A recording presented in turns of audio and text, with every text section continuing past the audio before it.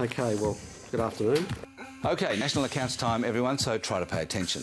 Well, it appears Europe's debt crisis has stunted Australia's growth. Wayne Swan may have wished he could have blacked out some of the figures in the latest economic update released today.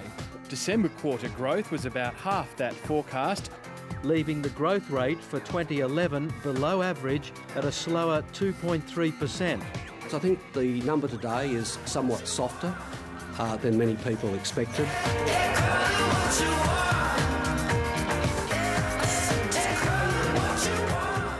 It's the last major economic update before May's budget.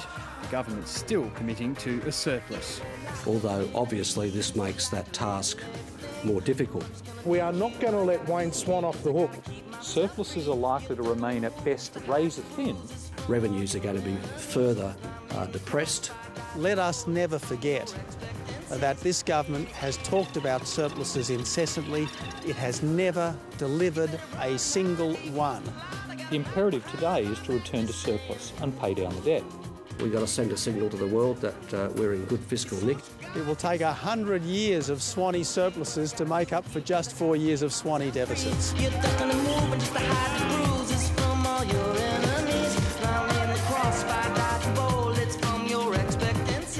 Based on the information available today, we will deliver a surplus in our first year in office and every year after that. The real challenge the Coalition's got is they've got a $70 billion hole.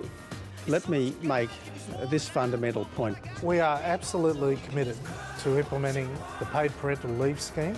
As far as I'm concerned, this is an absolute signature policy. Shadow Treasurer, do you just have to somehow figure out how to pay for what Tony Abbott promises in a press conference? Like, no.